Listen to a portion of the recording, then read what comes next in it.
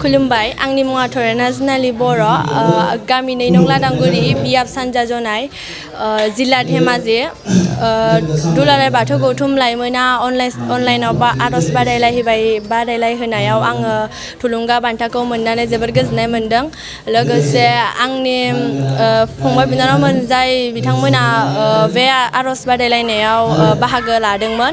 बे बाहागो लानायाव टप 10 सिम फैनो हायाखैबाबो बिथांमोना उनफोराव बेफोरबायदि चान्स होबावोबा एबा बेफोरबायदि बादायलायनाय होबावोबा बिथांमोनखौबो आरोबाव फिन लाफिननो थाखाय आं गोसो गोरबोनिफ्राय खावलायहरनाय थाबाय आरो लोगोसे आंखौ फोरोंग्रा बिथांमोननिसिमबो आंनि गोसो गोरबोनिफ्राय रोजा रोजा साबायखर बावनाय थाबाय। बिथांमोननि नाजानायावनो आङो दिनै बे टप 10 सिम मोनफैनानै उथ्रिसारनो हादों।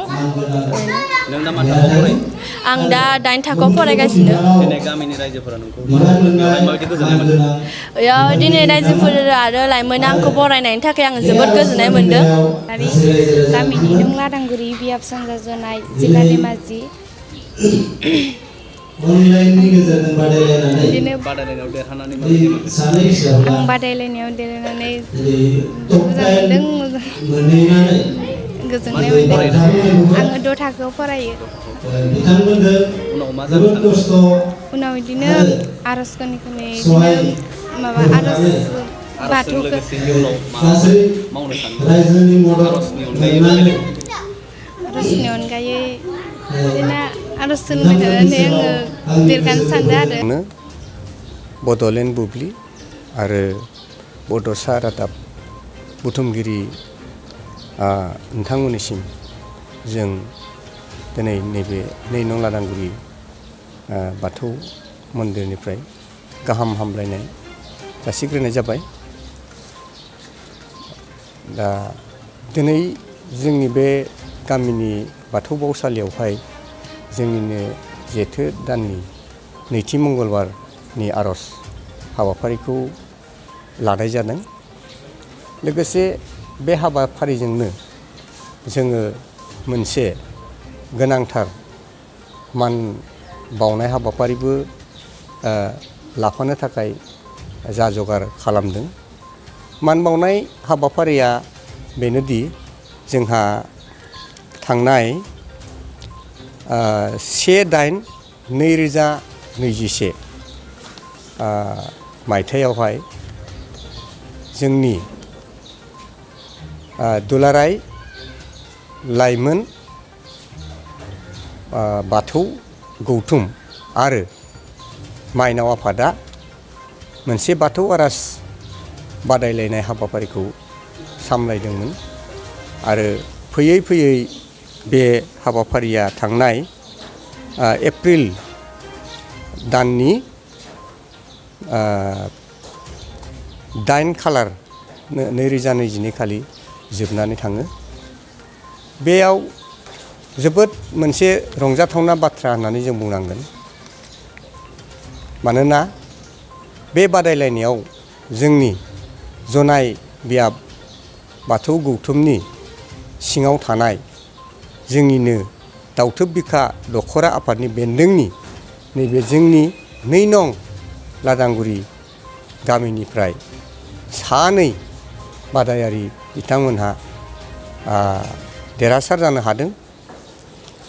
बे देरहासार जागिरि जोंहा अनजालि गथ' 2नि मुङानो जाबाय थरायना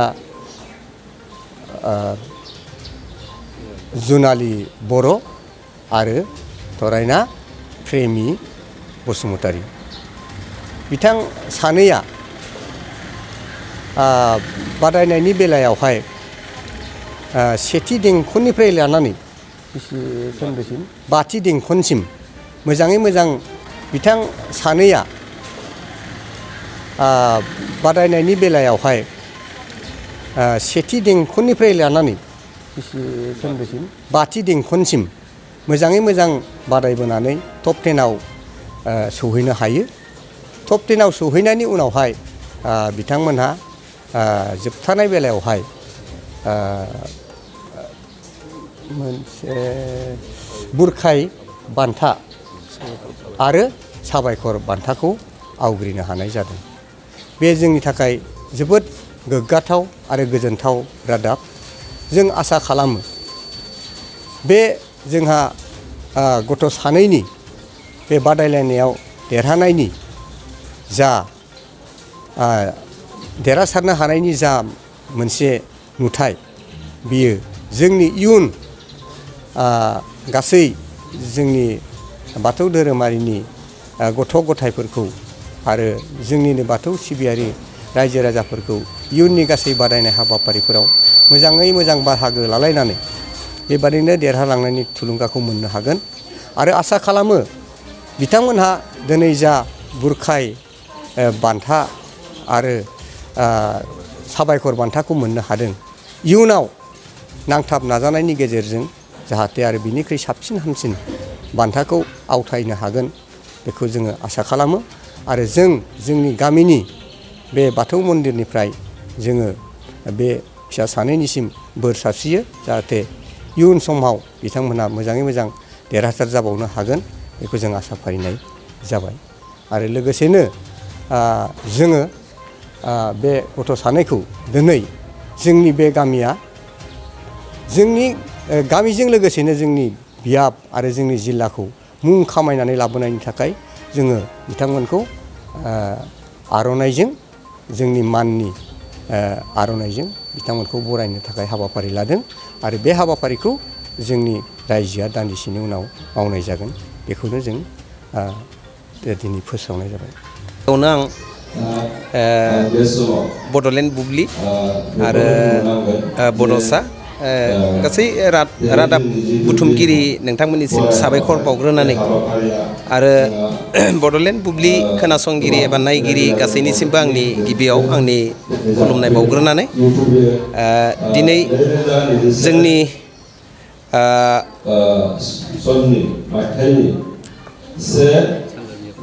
दुलाराय बाथौ गौथुम लाइमोन आरो माइनाव मिरु आफादनिफ्राय जिथु अनलाइन बादायलायनाय जा आर'ज बादायलायनाय बेलायावहाय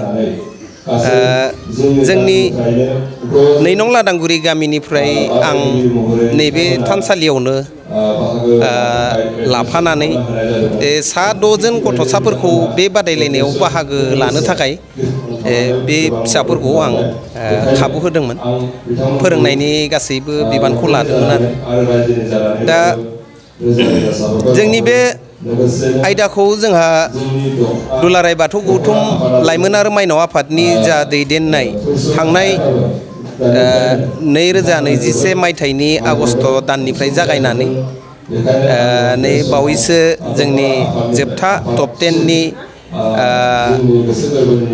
बिदाय समहालागि आं नाजाथाबनानै बे फिसाफोरखौ दिनै माखासेफोरखौ उथ्रिहोनो हायाखैब्लाबो नायल' जाल' 2 जोंनि थरायना जुनालि बर' आरो थरायना प्रेमि बसुमतारी बिसोर 2खौ आं नैबे टप 10 एबा जोबथा आयदासिमहालागि उथ्रिनो हानायखौ बे फिसाफोरनिसिम आंनि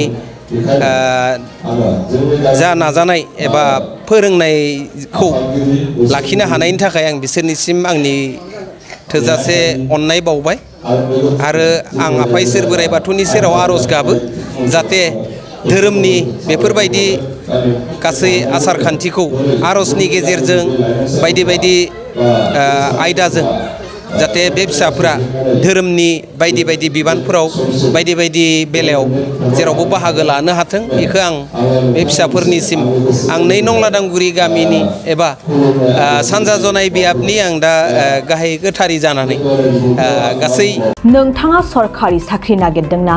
नोंथांनि थाखाय मोनसे गोजोनथाव खौरां। नोंथांनि थाखाय दं एडुकेट पइन्ट, जेराव नोंथाङा सोलोंथाइ लानायनि गेजेरजों सरखारि साख्रिनि गुबुन गुबुन रोखोमनि गोब्राब आनजादफोरखौ उथ्रिसारनो हागोन आरो गावनि आथिङाव गसंथानो हागोन। बे एडुकेट पइन्टआव नोंथांमोना SSC, bank PO, bank clerk, bank SO, UPSC, FSC, defence, railway, state insurance, AAO, ADO एसिस्टेन्टजों लोगोसे स्टेट लेभेल जब आरो माखासे सरखारि साख्रिनि आनजादाव गोनांथि जानाय आयदाफोराव सोलोंथाइ लानो हागोन। मख'नो गोनांदि बे सोलोंसालियाव साख्रिनिल' नङा बेयाव MBA आरो सैनिक स्कुल बायदियाव एडमिशननि थाखाय एन्ट्रेन्स होनो थाखायबो सोलोंथाइ लानो हागोन। बे सोलोंसालियाव गाहाम थाखो खथानि सुबिदा दं आरो सम मथे नोंथांनि सोलोंथाइखौ बे सोलोंसालियाव होनाय जागोन। बेखौबो मिथिहोनांगोन दि बे एडुकेट पइन्टआव सोलोंथाइ लानानै बावैसो 2021-22 इं मायथाइनि SSC GDनि आनजादाव गासै 11 सा सोलोंसाफोरा उथ्रिसारनो हादों। बारा नङा गासै 15,000 रांजोंनो नोंथाङा बे सोलोंसालियाव 6 दानसिम सोलोंथाइखौ लानो हागोन। बे सोलोंसालिया क'क्राझार, बरपेटा र'ड, गवालपारा आरो बङाइगावआवबो दं। क'क्राझाराव सोलोंथाइ लानो गोसो गुदुं जानाय सुबुंफोरा 70020261133 9101536360 70020261133 9101536360